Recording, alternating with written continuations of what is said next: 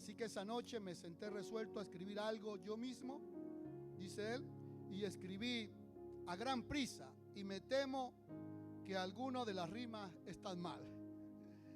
Ese himno que escribió este niño, este joven, se llamó Firmes y Adelante.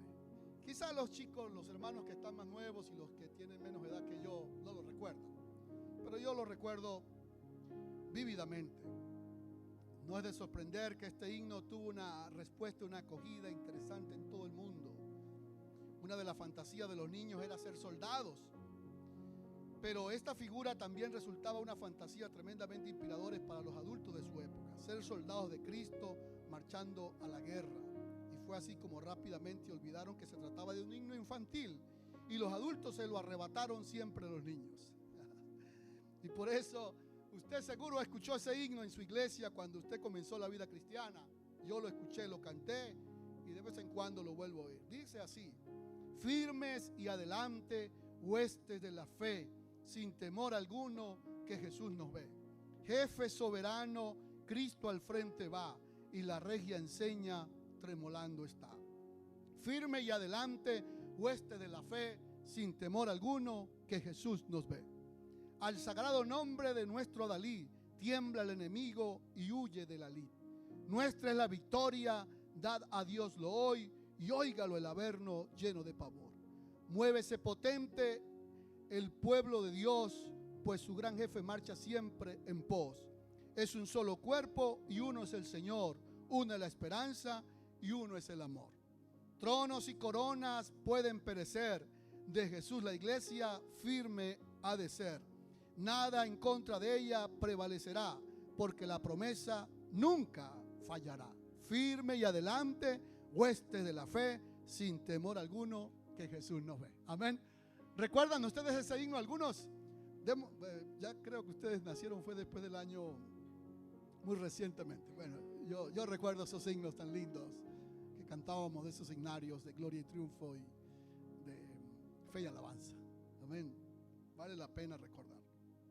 Vaya conmigo por favor a Colosenses capítulo 1 versículo número 23. Colosenses, una carta escrita por el apóstol Pablo, capítulo 1 versículo 23. Dice: si en verdad permanecéis fundados y firmes en la fe y sin moveros de la esperanza y del evangelio que habéis oído, de la cual se predica en toda la creación que está debajo del cielo, del cual yo, Pablo, fui hecho ministro. Amén. Vamos a leerlo juntos, por favor. Colosenses 1:23. Todos conmigo leyendo. Si en verdad permanecéis fundados y firmes en la fe y sin moveros de la esperanza del evangelio que habéis oído, el cual se predica en toda la creación que está debajo del cielo, del cual yo, Pablo, fui hecho ministro. Si alguien nos dice que tener fe es fácil, nos estaría mintiendo. Y si alguien nos dice que tener fe es difícil, también nos estaría mintiendo. Tener fe es posible. Me gusta un pensamiento que dijo Oswald Chambers. Dijo lo siguiente: fe para sacarme de tribulación no es fe en Dios. Lo voy a leer con calma. Fe para sacarme de mi tribulación no es fe en Dios. La fe significa que aunque no me saque o no, seguiré creyendo que Dios es amor. Quizás usted no lo escuchó muy bien, pero voy a volvérselo a leer. Fe para sacarme de mi tribulación no es fe en Dios.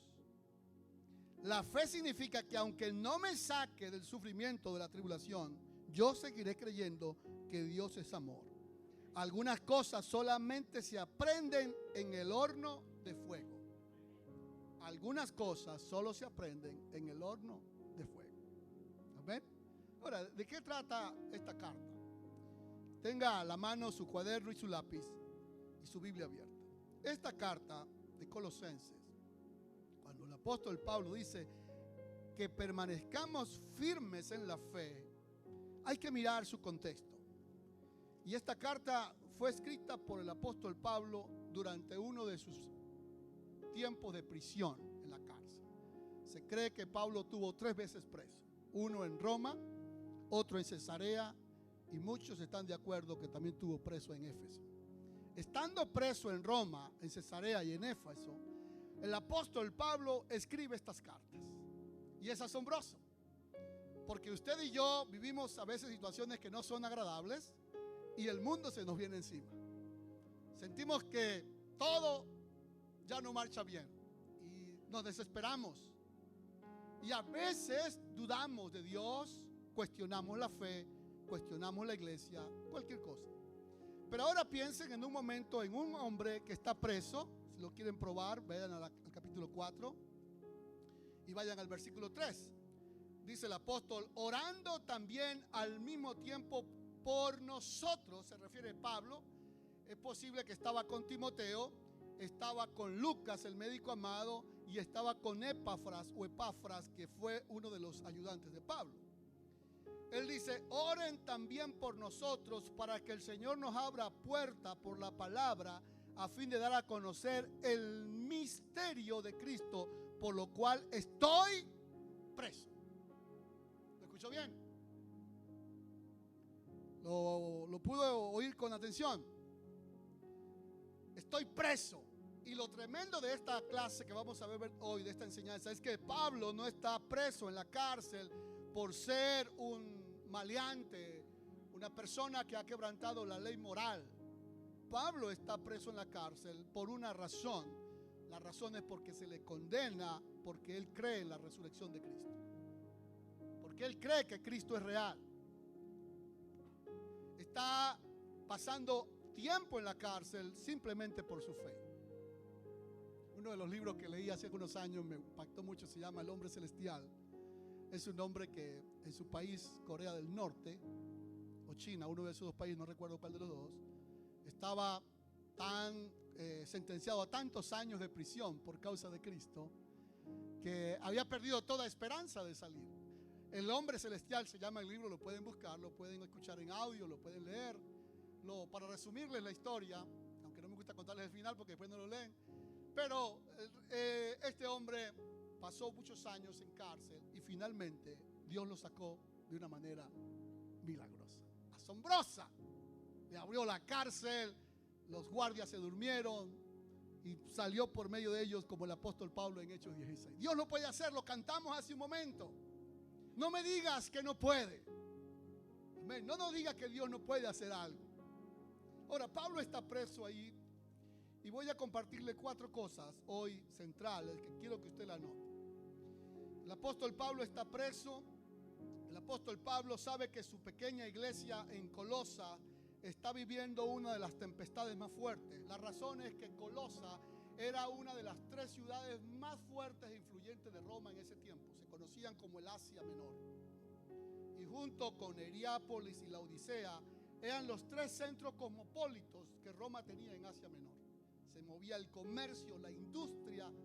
Eran ciudades populosas, pero Colosa, donde está la iglesia que el apóstol Pablo está escribiendo, está enfrentando 2 problemas serios. Uno, está yendo hacia una declive económica, hay una declive financiera en Colosas y la gente está comenzando a emigrar. De hecho, en el siglo VIII, finalmente Colosa, la gente abandonó la ciudad y la iglesia pues se esparció.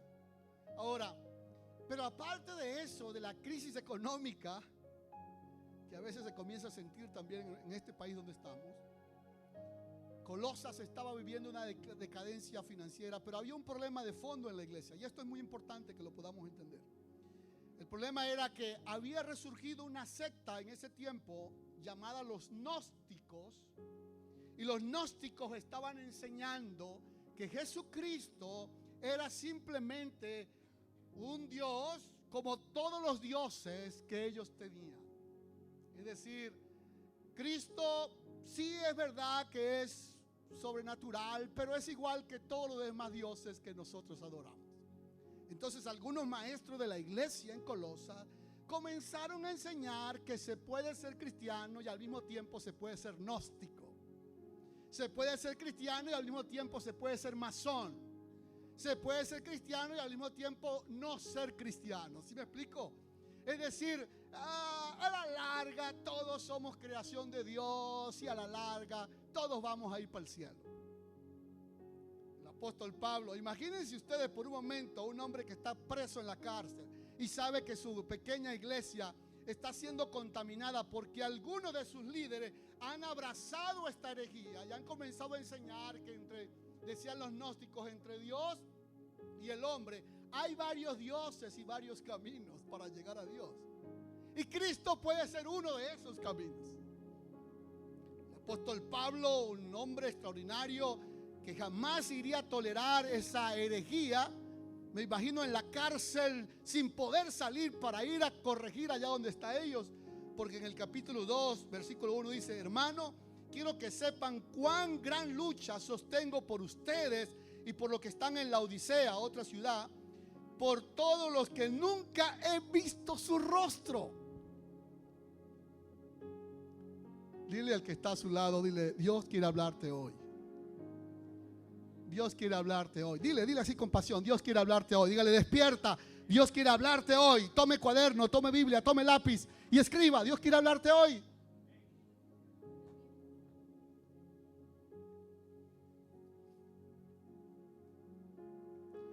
Miren acá, este mensaje de hoy habla de raíces. ¿Qué tan profundas son tus creencias? ¿Qué tan profundas son tus creencias, hermano o hermana que está acá y los que nos siguen en línea? ¿Sigue usted creyendo en Dios aunque la tempestad golpee su vida?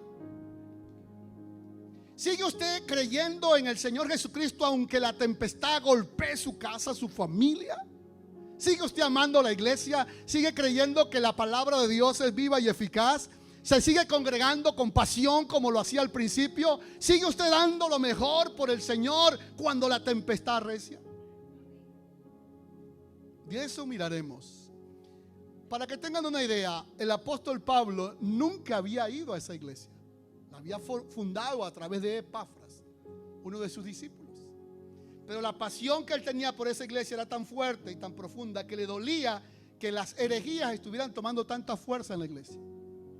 Hoy en día, quizás los gnósticos no son la fuerza más poderosa con la que ustedes luchan, pero luchamos con el humanismo, luchamos con el relativismo moral. Todo es bueno, depende del cristal con que usted lo mire, dice la gente. Le dicen: bueno, usted puede robar, usted puede tener sexo libre, a la larga es su vida y nadie se va a meter con su vida. El relativismo moral, el humanismo. A la larga todos los caminos conducen a Roma. A la larga todos los caminos conducen al cielo, ¿cierto? Hay gente que te puede decir: no, yo no necesito ni congregarme ni asistir a ninguna parte, y con que yo haga buenas obras ya tengo el cielo ganado. Es una herejía, es una filosofía impregnada. Ahora, Pablo se encuentra con esto y tiene que enfrentar este problema. Colosas era una ciudad rica, es una de las 7 iglesias del Apocalipsis. Tenía dinero la ciudad, pero estaba en decadencia. Ya lo expliqué. Esa ciudad probablemente no esperaba escuchar al apóstol Pablo y estaban frente a ese inminente peligro. Por eso se escribe esta carta, para que escriban allí, para corregir 3 cosas. Número 1, para enseñar a la iglesia, y quiero que lo escuches bien, a mantener la lealtad a nuestro Señor Jesucristo. Digámoslo juntos: mantener la lealtad a nuestro Señor Jesucristo. Otra vez conmigo, diga: mantener la lealtad a nuestro Señor Jesucristo. 2, comprender todo el sentido del discipulado cristiano, entender lo que es el discipulado cristiano. 3, reconocer que la mano de Dios está presente, no importa las circunstancias que tú vivas en la vida. Vuelvo a decir las 3 cosas por las que se escribió esta carta. 1, para que mantengamos la lealtad a nuestro Señor Jesucristo. 2, para que comprendamos cuál es el valor del discipulado cristiano. Y 3, para que entendamos que el poder de Dios estará presente en todas las circunstancias de la vida. Con esto en mente, quiero que miremos en primer lugar que nosotros nos mantenemos firmes en la fe, y escúchelo bien, cuando tenemos una comprensión correcta de quiénes son nuestros hermanos. Vamos a decirlo juntos. Nos mantenemos firmes en la fe, todos conmigo en voz alta. Nos mantenemos firmes en la fe cuando tenemos una comprensión correcta de quiénes son nuestros hermanos. Esta semana en los grupos de vida estudiamos que somos linaje real. Cuando usted entiende quién es usted en Cristo y quién es su hermano en Cristo, lo trata bien. Escriba esto, por favor. La manera como usted percibe a las personas es la forma como usted las trata. La manera como usted percibe a las personas es la manera como usted las trata. Si usted percibe a una persona como que le cae mal, usted lo va a tratar mal. Si usted percibe a las personas como alguien bondadoso, maravilloso, extraordinario, usted lo va a tratar así. Ahora, es importante porque miren la carta en el capítulo 1, el apóstol Pablo escribe en el versículo 2 así, dice: a los santos y fieles hermanos en Cristo que están en Colosa. Vamos a decirlo juntos: a los santos y fieles hermanos en Cristo que están en Colosa. Muchos de estos hermanos santos y fieles ya habían abrazado la herejía del gnosticismo. Pero el apóstol Pablo no comienza la carta cortándole la cabeza. Él comienza la carta diciéndole a los santos y fieles. La manera como usted percibe a la gente es la manera como los trata. Así que una manera de usted mantenerse firme en la fe es cambiando la forma como tratamos a nuestros hermanos. Cuando yo entiendo y usted entiende que mi hermano Álvaro es hijo de Dios, es amado por Dios, es la imagen de Dios, ¿qué más es? Perdonado por Dios, elegido por Dios, es especial tesoro. ¿Qué más es el hermano Álvaro? A ver, dígame conmigo. Según Primera de Pedro, ¿qué es el hermano Álvaro? Real sacerdocio, nación santa, pueblo adquirido por Dios. Según Juan 1:12, ¿quién es el hermano Álvaro? Hijo de Dios. Según Efesios 1:6 y 7, ¿quién es el hermano Álvaro? Es amado y perdonado, elegido por Dios. Pueden dar palmas al Señor. Alaben a Dios. Ahora, ven acá, hermano Álvaro. Cuando yo pienso en el hermano Álvaro y pienso de esta manera de lo que él es en Cristo, ¿cómo cree que lo voy a tratar? Y esto es demasiado importante, hermano. La manera como usted ve a las personas, así las trata. Si yo veo a mi hermano querido y lo veo como un hijo de Dios, como real sacerdocio, como nación santa, como pueblo adquirido por Dios, así lo voy a tratar. Lo voy a tratar como lo que Él es, no como lo que la gente dice que Él es, ni como mis prejuicios dicen que Él es. Él es la imagen de Dios, según Génesis 1:26. Muchas gracias, hermano Álvaro. Pablo dice que la iglesia en Colosa, los hermanos son santos y son fieles. Quiero explicar este término para que usted esté tranquilo. Pensamos que este contexto, la palabra santos, o se piensa que a veces alguien inmaculado, alguien que no peca, un super cristiano. No. La palabra santos en este contexto y en el Nuevo Testamento significa apartado por Dios para Él. Hermanos queridos, iglesia amada, si usted no recuerda más nada de hoy, de la prédica, recuerda esto: usted es santo, no porque no peque, sino porque usted ha sido apartado por Dios para Él. Hay 2-3 mil que lo escucharon bien. Usted y yo hemos sido apartados por Dios y para Él. Y esa selección que Dios ha hecho, que me apartó a mí, dice Jeremías 1, que a Él lo apartó ¿desde cuándo? Desde el vientre de mi madre.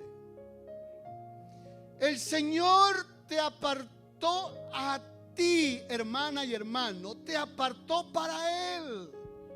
Déjame decírtelo de esta manera: si usted ya recibió a Cristo en su corazón como Señor y Salvador personal, usted no podrá hacer más lo malo que hacía antes. Se lo quiero dejar bien claro. Usted jamás podrá hacer lo malo que hacía antes y sentirse tranquilo como antes. No, usted cada vez que haga algo que no está bien, algo en su mente y en su corazón y en su espíritu le va a decir: hiciste algo que no está bien. ¿Sabes por qué? Porque usted y yo somos apartados para Dios. Y yo quiero que usted se anime cuando diga, yo soy apartado para Dios. Y ese hecho de que Él me toma y me aparta para Él, te hace santo. Oh, no lo he entendido bien, te hace santo. Esta no es una santidad de que no vas a fallar. No, significa que tú ya has sido, lo vamos a ver más adelante, arrancado del reino de las tinieblas y colocado en el reino de la luz. Entonces,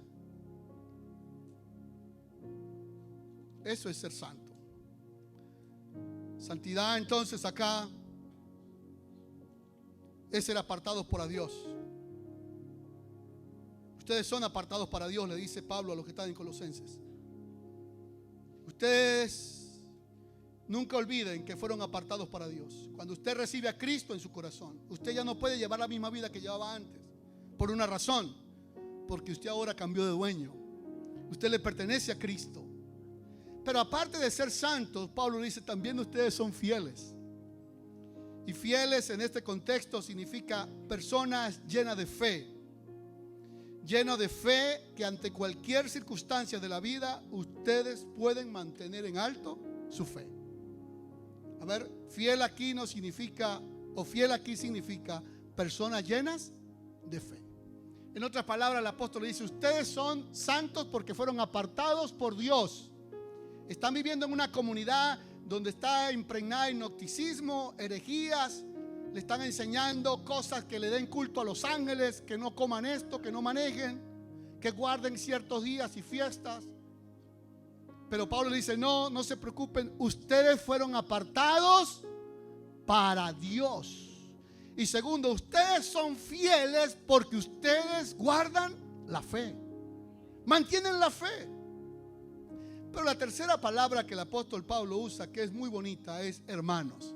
Dígalo conmigo en voz alta, hermanos. Más fuerte conmigo, digan hermanos. ¿Saben algo curioso? Los judíos se trataban de hermanos entre ellos, pero ningún judío le llamaba hermano a un gentil. Y esto es importante que entendamos. Y yo siempre enseño esto de romper las roscas en las iglesias. ¿Por qué? El apóstol Pablo está diciendo que somos hermanos. ¿Quiénes? Los judíos y los gentiles. Todos.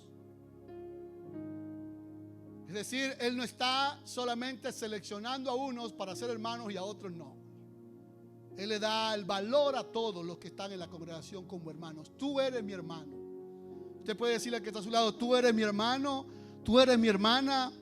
Porque tenemos un mismo Dios, un mismo Padre, un mismo Salvador, un mismo Señor, una misma fe, un mismo bautismo, un mismo Dios. Amén. ¿Qué me hace ser un hermano de mi hermano Álvaro si yo nunca lo conocí a él? Que yo sepa, tengo 8 hermanos más. Pero ¿qué me hace que hoy le pueda decir que él es mi hermano? Tengo la misma fe de él, el mismo bautismo, el mismo Dios, el mismo amor y creemos igual. Él es mi hermano porque uno fue el que murió por los dos, Cristo. Alaben a Dios con palma. Él es mi hermano. La manera como tú percibes a tus hermanos, así los tratas. Entonces, 3 formas hoy. Trátalo como tu hermano. Trátalo como alguien apartado por Dios para que le sirva a Él. Alguien santo y alguien fiel. Si usted dijera, no, pastor, yo no trato al hermano porque es infiel. No, es fiel. Está en el proceso de la perfección y le faltará a lo mejor mucho. Filipenses dice, el que comenzó en ustedes la buena obra, la perfeccionará hasta el día de Jesucristo. No hemos sido perfeccionados totalmente. Número 2. La segunda forma de mantenernos firmes en la fe, según la carta del apóstol Pablo, es aprendiendo, perseveramos firmes en la fe cuando desarrollamos la práctica de orar por nuestros hermanos. Escríbanlo, por favor. Nos mantenemos firmes en la fe cuando desarrollamos la práctica de orar por nuestros hermanos. Yo me temo, hermanos, que la iglesia, por alguna razón, hoy día se ora poco. Hay mucho cansancio físico, mucha ocupación, mucha distracción. Las personas, ustedes luchan con las distracciones. algunos con el cansancio, pero hay otra realidad, es que hay muchas distracciones. Es fácil. Entonces al tener tantas cosas, usted o yo nos distraemos y la oración es poca. Pero puedo alentarte hoy a que aumentemos la oración. Vean ustedes, Pablo está preso.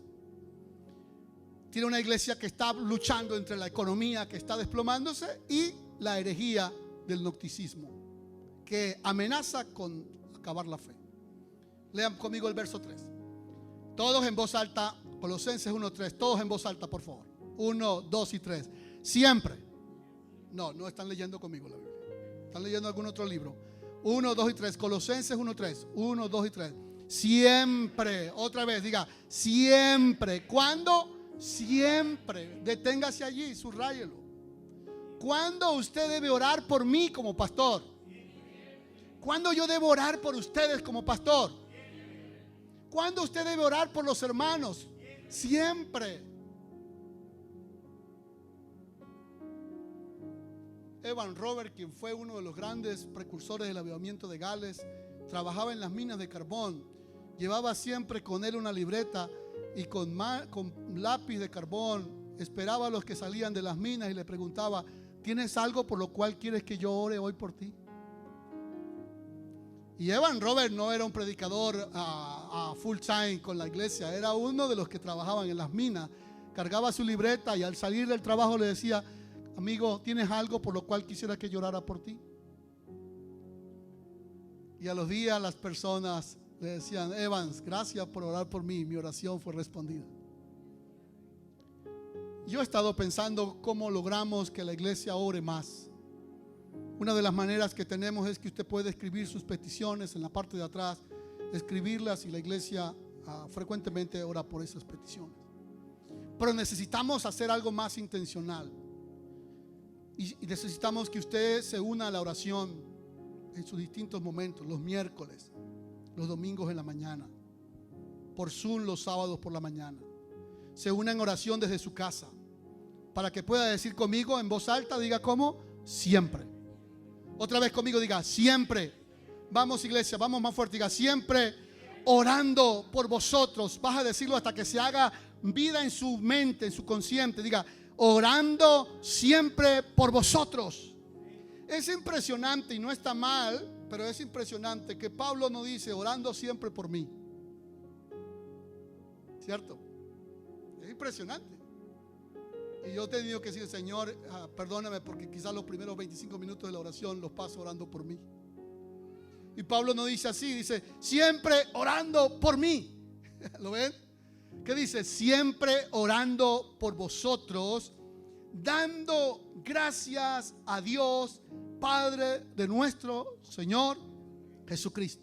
Y vas a ir conmigo anotando y subrayando en su Biblia lo que vamos a mirar. Mire la forma tan extraordinaria como el apóstol Pablo ora por la gente y cómo nos enseña a orar a nosotros por nuestros hijos, nuestra familia y nuestra iglesia. Mire cómo comienza: habiendo oído de vuestra fe en Cristo Jesús y del amor que tenéis todos los santos. Subraye la palabra fe. Subrayela y fe. ¿Qué es lo primero que Pablo dice que ha escuchado de ellos? La fe. Yo he escuchado de ustedes la fe en la oración. A causa de la esperanza que está guardada en los cielos. Subraya la palabra esperanza. Van dos elementos conocidas como las tres virtudes de la vida cristiana: la fe, la esperanza. La esperanza que está ¿dónde? A ver, digan conmigo, ¿dónde está la esperanza? Casi, pero no están llegando todavía. ¿Dónde está la esperanza según el texto que estamos estudiando? La esperanza que está guardada en los cielos. Y este es un asunto teológico interesante, porque nosotros, por alguna razón, hemos puesto la esperanza en cualquier cosa. A veces ponemos la esperanza en una persona, nos defrauda y nos decepciona. Pero aquí Pablo es tan enfático y tan claro que dice: vuestra esperanza que ha estado guardada en los cielos. Y una vez subraya ahí la palabra guardada en los cielos. Esa palabra guardada se usaba en ese tiempo, escuchen bien la historia de la palabra guardada. Se usaba en ese tiempo cuando una persona del pueblo le hacía un favor al soberano, al rey. Cuando alguien del pueblo le hacía un favor al soberano, al rey, entonces el rey guardaba ese favor y lo anotaba. Le decía: Holman me hizo un favor el día tal a mí o a mis hijos. Lo anotaba en un registro. Y cuando llegaba la oportunidad, entonces el rey le recompensaba el favor que Holman le había hecho a alguno de los miembros de su familia o a él. Eso significa guardar la esperanza.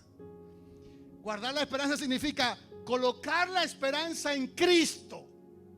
Que cuando Él venga o Él se manifieste finalmente por nosotros, dice la Biblia que Él nos recompensará a cada uno según sus obras. Yo diría amén con más ganas, con más fuerza. Porque, querida iglesia, si usted espera recompensa de las personas, se va a decepcionar muy rápido. Primera de Pedro 5:1 dice: cuando aparezca el príncipe de los pastores, Él les recompensará a ustedes. El Señor les va a recompensar. Está guardada esa esperanza, ese favor, esa acción que hemos hecho para Él. La ha guardado, la ha anotado en su libro. Van dos virtudes: fe y esperanza, que ha llegado hasta vosotros, llevando fruto, y crecen en vosotros desde el día que creíste, como lo habéis aprendido de Epafras. Miren esto interesante, hermanos, del primer punto, del segundo, anótenlo en cualquier parte. ¿Qué concepto tan extraordinario tiene Pablo de sus amigos? Levante su mano conmigo así, muévala conmigo delante del Señor y diga: Señor, vamos todos conmigo con fuerza y diga: Señor, enséñame a tratar bien a mis hermanos, a valorarlos, a hablar bien de ellos, de todos, de mis hermanos queridos. Mira cómo Pablo dice de este hombre, dice: Epafras, ¿cómo dice de él? Nuestro consiervo amado, fiel ministro de Cristo para vosotros. Estoy leyendo el 7. Ahora leamos juntos el número 9. Y yo quiero que usted me responda después de que lo leamos. O más, respóndase usted allí. Por lo cual también nosotros, desde el día que lo oímos, lean conmigo en voz alta, no cesamos, todos en voz alta, diga, no cesamos de orar por vosotros y de pedir. Párense allí, por favor. Entonces estamos aprendiendo cómo orar por los hermanos, porque eso aumenta tu fe. Pablo dice primero que él siempre ora por ellos, y segundo dice: yo no ceso de orar por mis hermanos. Iglesia amada, ¿qué pasaría si ustedes y yo a partir de hoy comenzáramos a orar unos por otros, pasando tiempo de oración profunda así? Me motivan ustedes, hermanos. Están muy motivados. Póngame música ahí, Oseas. Ahí. ¿Qué pasaría? ¿Qué pasaría si usted pasa conmigo en las mañanas, usted en su casa, yo en mi casa? Señor, bendice al hermano tal, oh Dios, prospéralo, ayúdale, ábrele puerta, dale fuerza, guíe sus pasos, dale sabiduría, provee para su casa, suple sus necesidades, úsale con poder, ayúdalo, Señor. Oh Dios, los cielos se abrirían. No ceso de orar por ustedes y de pedir. Pero ¿qué pedía el apóstol Pablo y qué debemos pedir por los hermanos? Número 1, que sean llenos del conocimiento de su voluntad. Señor, quiero pedir por el hogar de mi hermano X. Yo quiero pedir que ellos sean llenos del conocimiento de su voluntad. Quiero pedir que ellos puedan entender cuál es tu voluntad, que ellos sigan tu voluntad, que ellos hagan tu voluntad, que ellos practiquen tu voluntad, Señor. Y esa voluntad de Dios se va a ver en dos maneras reflejadas: en sabiduría e inteligencia espiritual. Cuando usted y yo podemos entender la voluntad de Dios, entonces podremos tener sabiduría en la vida práctica, en la vida diaria. Decirle: Señor, no sé qué hacer en esto. La sabiduría del Señor te asistirá. Inteligencia: Señor, esto está difícil, pero ¿cómo más oraba? Para que mi hermano ande como es digno del Señor. ¿Lo ven? Mire cómo está orando por ellos. Señor, yo quiero que mi hermano querido, que este líder ande como es digno del Señor, agradándolo en todo, que lleve fruto en toda buena obra, que crezca en el conocimiento de Dios. Oro por mi hermana y mi hermano para que sean fortalecidos con todo poder, conforme a la potencia de su gloria, para que con toda paciencia y longanimidad, subrayen esas dos palabras. ¿Ha pedido usted por sus hermanos eso? ¿Lo ven? Siempre oramos por cosas que no están malas, pero es la que más vemos: carro, casa, comida, salud.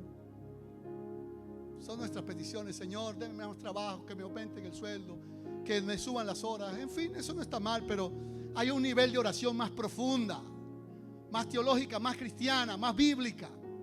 Porque esas cosas Dios nos las va a dar. Él lo prometió. Él dijo: buscad el reino de Dios y su justicia, y todas las demás cosas vendrán en añadidura. ¿No será que a veces oramos mal? Dijo Santiago capítulo 4: pedís y no recibís, porque pedís mal, pedís para vuestros deleites y pasiones. Quizás usted está orando mal y la respuesta pues se demora. Pero ore de esta manera: Señor, oro por mi hermano para que sea lleno del conocimiento de Dios. Oro por mi hermano para que sea fortalecido con el poder del Señor. Oro por mi hermano para que sepa discernir la voluntad de Dios. Oro por mi hermana para que tenga sabiduría e inteligencia en sus decisiones. Oremos de esa manera. Pero esta que viene es poderosa. Oro por mi hermano para que sea fortalecido en paciencia. Esa no le gusta a nadie. Y en longanimidad. Escriba en sus cuadernos de notas, que veo que escriben ustedes. Tengo en mi mente a imprimir unos cuadernos. Si algún empresario quiere apoyarme con eso, bienvenido, para obsequiárselos a ustedes los domingos con un lapicero y ustedes puedan escribir los sermones. Les va a ayudar muchísimo. Mucho, mucho. Paciencia significa, oigan esto, hermanos, paciencia significa sufrir los infortunios de la vida sin perturbación del ánimo. Paciencia significa sufrir los reveses de la vida sin perturbación de tu fe. Está golpeando duro las olas a tu vida en cualquier área. Duro golpea, pero usted y yo mantenemos firme la fe. Ahora, ¿qué significa longanimidad? Longanimidad. Esta palabra significa grandeza y constancia de ánimo.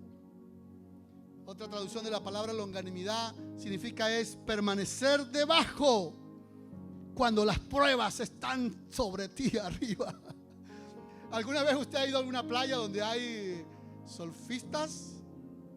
Le invito para que visite mi país cuando pueda y pueda ir, o al país de ustedes.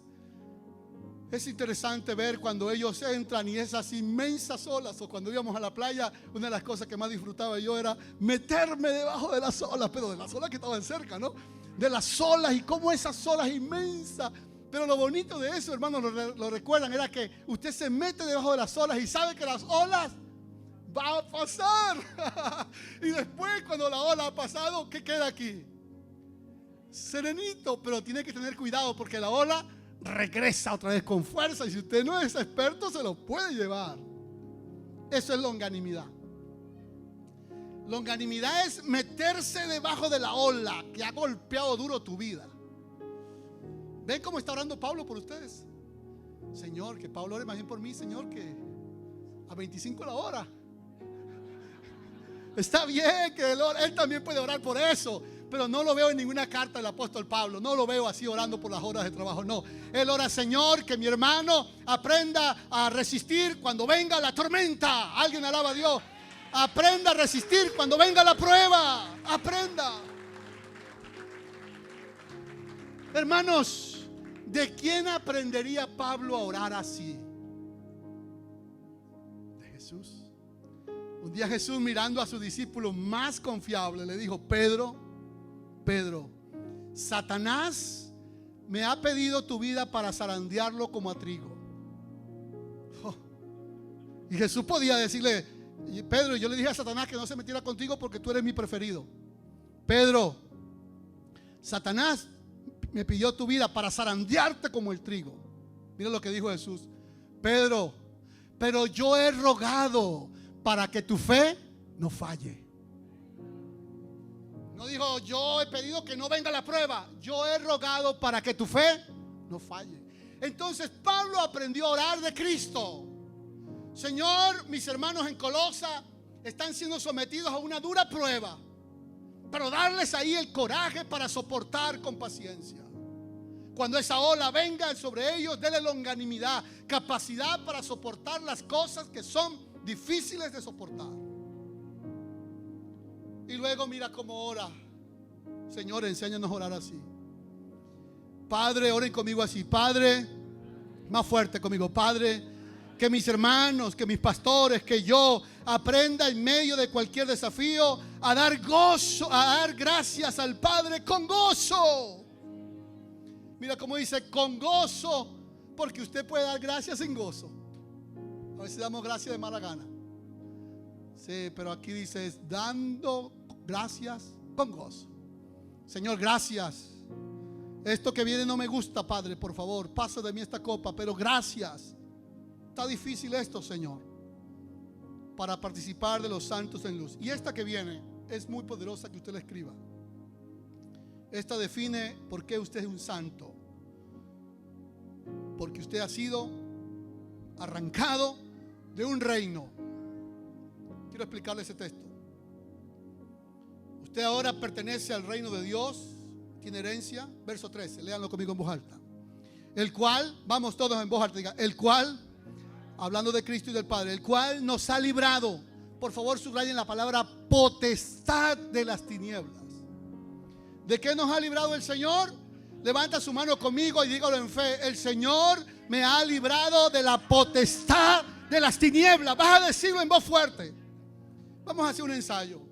Cuando vayas a decir eso, te pones de pie, lo dices y luego nos sentamos de nuevo. Es una verdad muy poderosa. Vamos, 1, 2 y 3, diga. El Señor nos ha librado de la potestad de las tinieblas y nos ha trasladado al reino de la luz. Aplaudan al Señor. Pueden sentarse de nuevo. Quiero explicarle ahí en un minuto lo que significa potestad, para que lo escriba. La palabra potestad en ese texto se refiere a las siniestras fuerzas malignas que esclavizan a los hombres. Siniestras fuerzas malignas que esclavizan a los hombres. El Señor te arrancó. Tú no tienes por qué volver otra vez, dice Pablo en Gálatas 5. No volváis otra vez al yugo de esclavitud.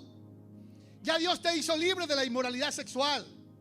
Dios te hizo libre de la mentira. Dios te sacó del reino de las tinieblas y te trasladó al reino de la luz. Y esa palabra en el original significa alguien que arranca. Oigan, la predicación del domingo dice, mira esto. El domingo enseñé esto. Bienaventurado el varón que no anduvo en consejo de malo, ni en silla de escarnecedores se ha sentado, ni en camino de pecadores ha andado, sino que en la ley de Jehová está su delicia. Oh, escuche esto. Será como árbol junto a corrientes. ¿Qué dice el texto? Que ese árbol no nació ahí, ¿cierto? El texto dice que ese árbol fue plantado. Eso es lo que Pablo está diciendo en Colosenses. Usted fue arrancado de aquí y fue plantado aquí. Exactamente eso. Usted fue plantado aquí. Y ahora que usted es plantado aquí, usted puede dar fruto. Dígalo conmigo, yo doy fruto, porque soy árbol plantado junto a corrientes de agua. El Señor me arrancó de las siniestras tinieblas. Tercero y último por hoy. Esto es muy poderoso.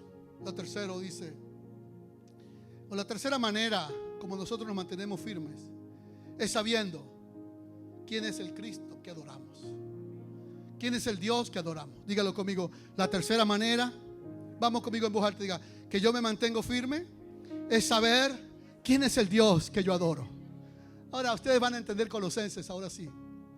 Les expliqué que la iglesia en Colosenses o en Colosas había una corriente filosófica de gnosticismo que decía que Cristo era un Dios más de los dioses que había. Se había infiltrado en la iglesia y los líderes estaban enseñando eso. Y le decían: hermanos, Cristo es, sí, pero es uno más. Es Señor, pero Señor como todos.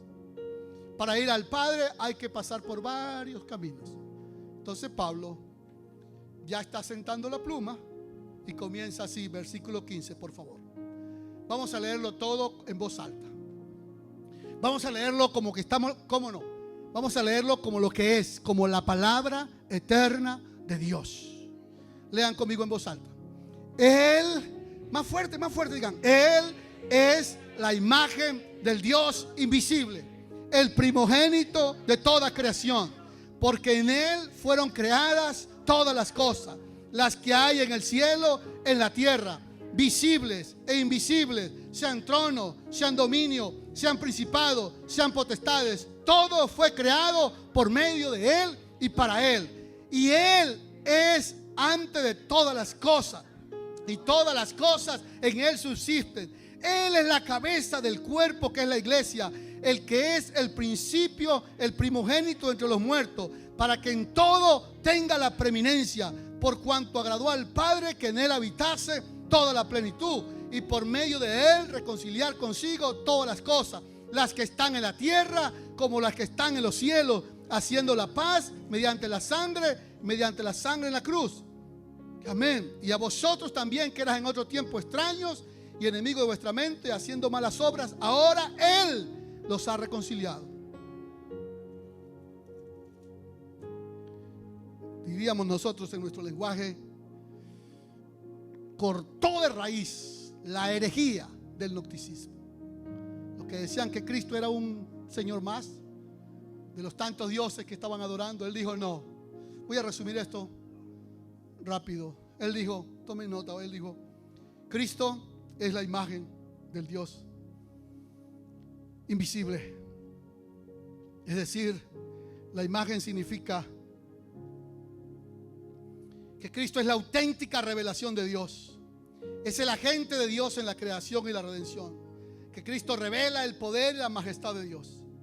La palabra imagen significaba una auténtica reproducción o una precisa semejanza. Al ver a Cristo vemos a Dios. Confesar a Cristo como la imagen de Dios era verla como la persona y la encarnación del poder, de la sabiduría, de la verdadera naturaleza de Dios. Cristo es digno de absoluta confianza, porque Él es la imagen auténtica del Padre. Cuando la Biblia dice que Dios creó al hombre a su imagen y semejanza, nosotros somos la imagen de Dios, la auténtica semejanza de Dios. Lo creado que más se parece a Dios es usted y soy yo. Alaben a Dios. Usted fue hecho a la imagen de Dios.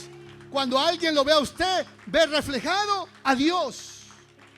Así que Pablo dice: esa gente está totalmente equivocado. Cristo es la imagen de Dios.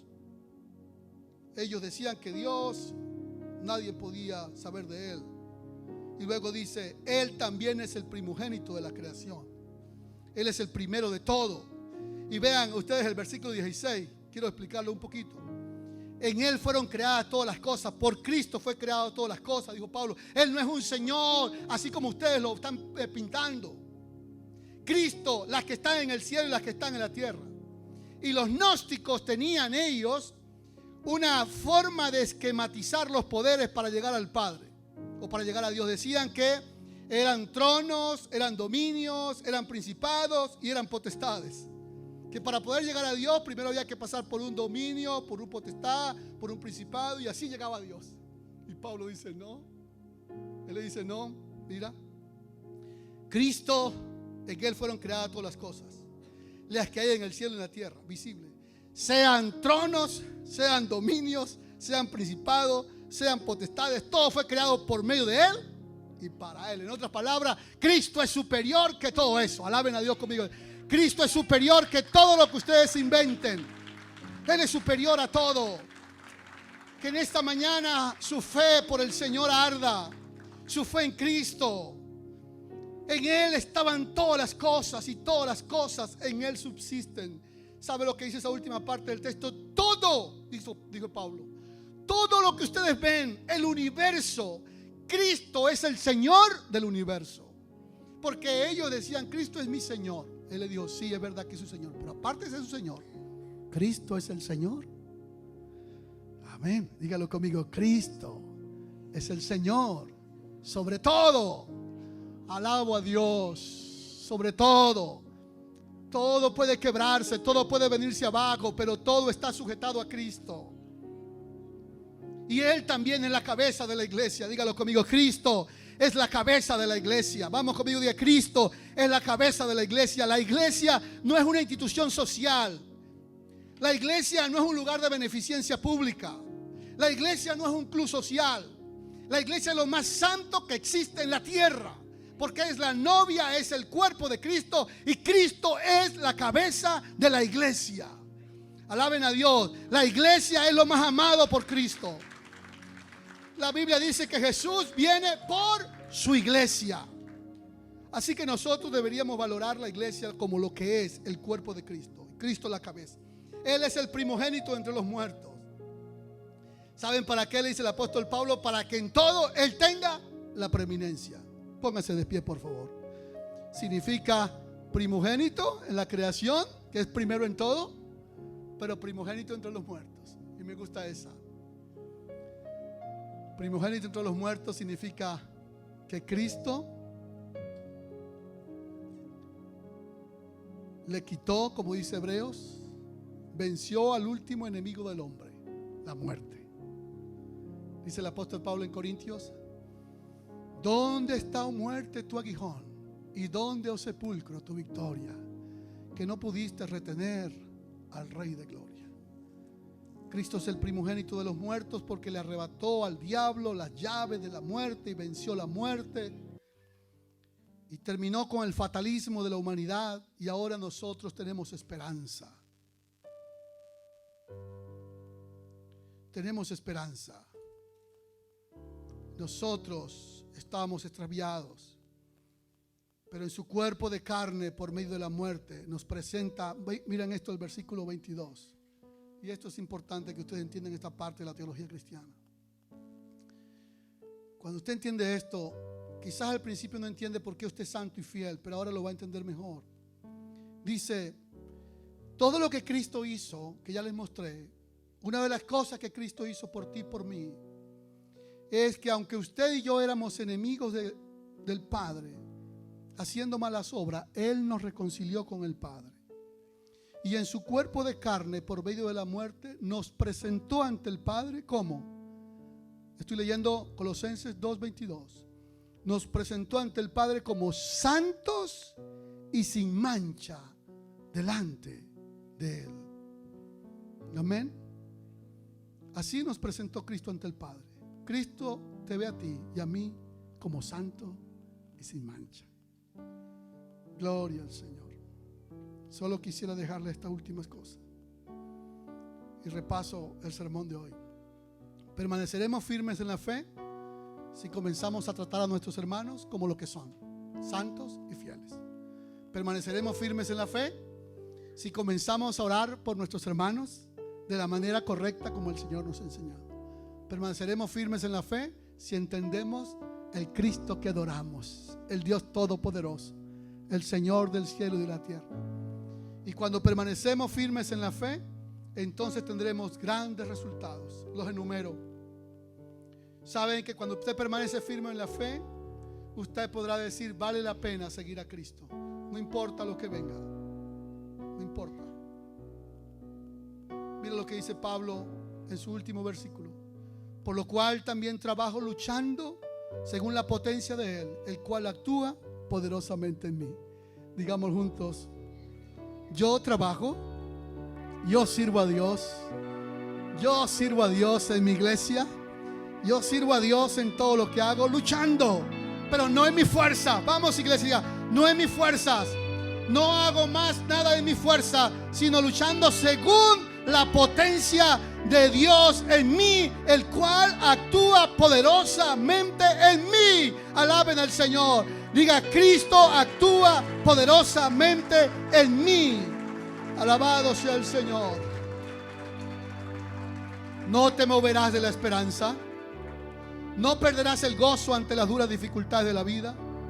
Y tú cumplirás tu llamado. Versículo 25. Esas son las 3 bendiciones de mantenerte firme en la fe. Te las repito.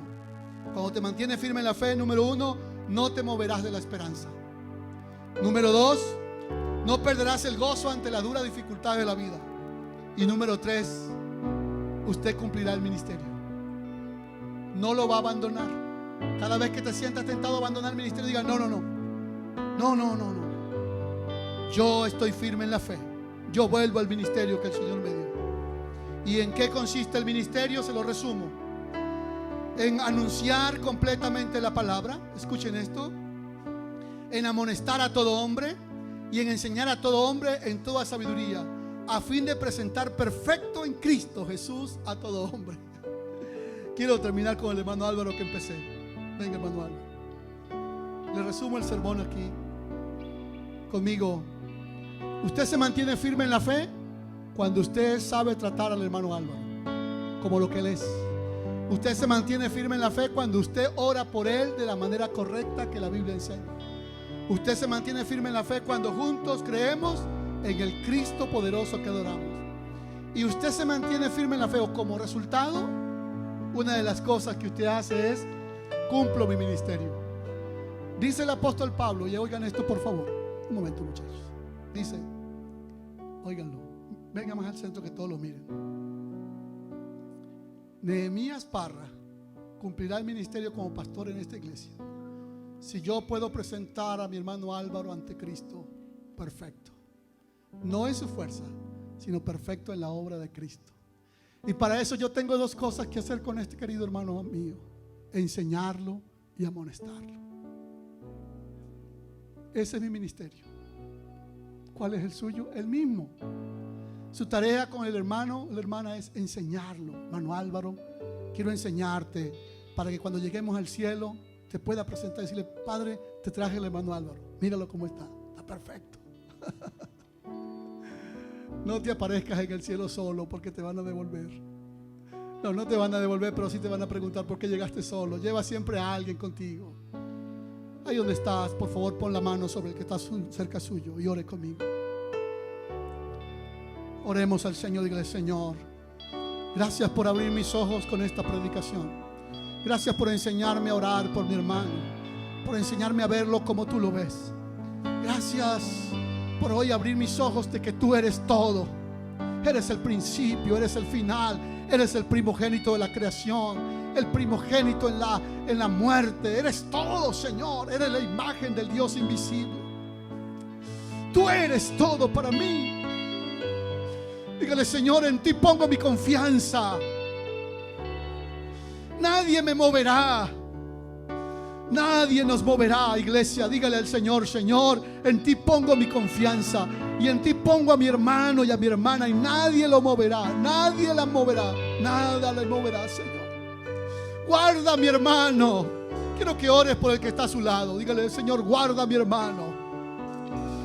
Revélate en él tu voluntad, que él pueda aprender a conocer tu voz.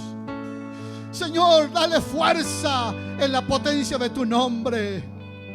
Dale coraje en medio de las pruebas, Señor. Recuérdale a mi hermano que no es en sus fuerzas, sino en tus fuerzas, Señor. Recuérdale a mi hermano que tú cuidas de él y que tú cuidas de su familia. Recuérdale a mi hermano, Señor, que su fe no está puesta en los hombres. Recuérdale a mi hermana que su fe está puesta en ti, que hizo los cielos y la tierra, que no dará nuestro pie al resbaladero. Ore por su hermana o por su hermano ahí donde estás. Ore por alguien. Ore por alguien. Dígale: Señor, revélale, recuérdale a mi hermano que tú estás con él, que tú no eres un Dios más, un Señor más de los gnósticos o de cualquier grupo religioso. Tú eres el Señor del universo. Oh, ore por alguien esta mañana. Busque a alguien, ore por alguien. Dígale: Señor, recuérdale a mi hermano y a mi hermana que tú eres el Señor del universo. Tú eres el Señor del universo, y tú eres el Señor de la iglesia. Tú eres la cabeza de la iglesia. Y si tú eres la cabeza de la iglesia, tú eres mi líder, tú eres el que me guía, tú eres el que guía mis pasos, Señor. Alaben a Dios, levanten la voz conmigo, adoren al Señor, démosle alabanzas a Dios, démosle alabanzas al Señor, demos alabanza, adoremos a Cristo, adoremos a Cristo. Vamos a adorar a Cristo por un momento.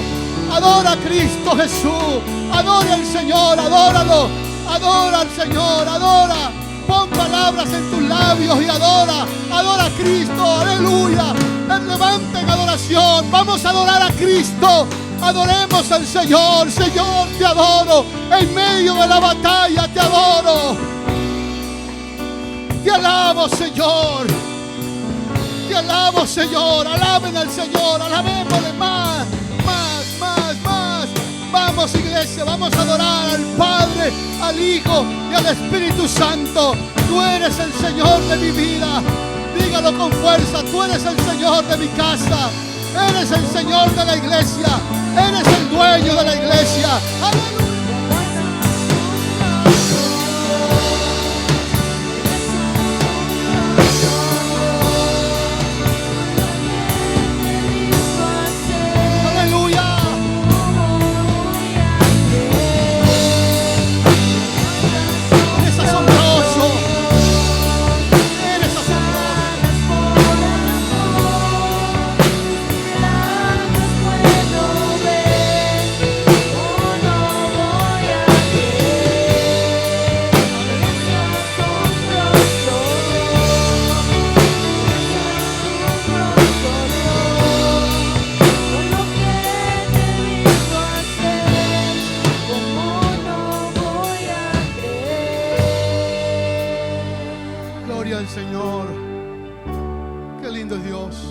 ¿Saben una de las cosas que me impactó de este estudio, hermanos?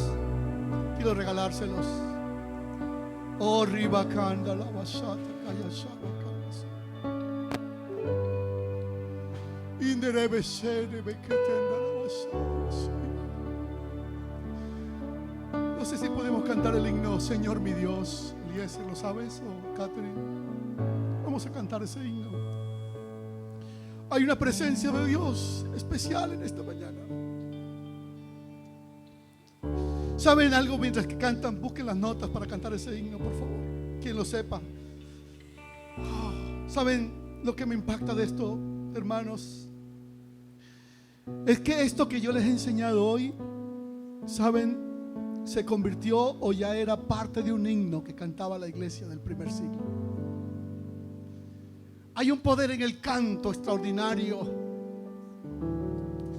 Hay un poder en el canto extraordinario. Es decir, a partir de ese momento los cristianos comenzaban a cantar que Cristo era la imagen visible del Dios invisible, que Cristo era todo, que Él lo llenaba todo, que Él era el primogénito de la creación, el primogénito entre los muertos. Lo cantaban, lo cantaban, lo cantaban, y nadie más lo movió de su fe.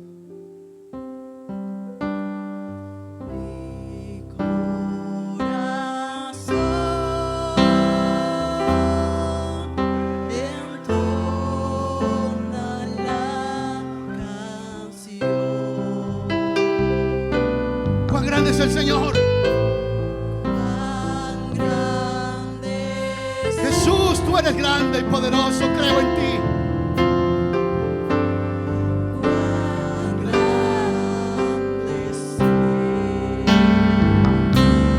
Vamos, iglesia, todos.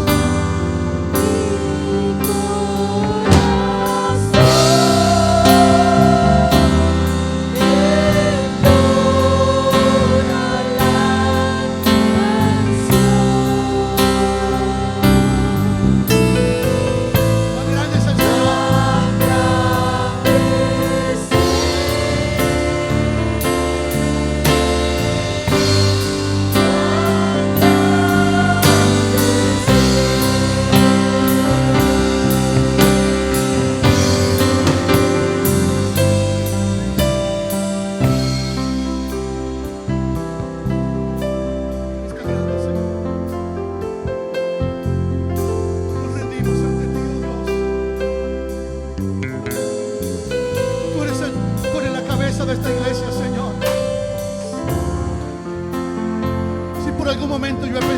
yo soy la cabeza de esta iglesia, perdóname, Señor. Tú eres la cabeza de esta iglesia, de mi familia, de la familia de mis hermanos.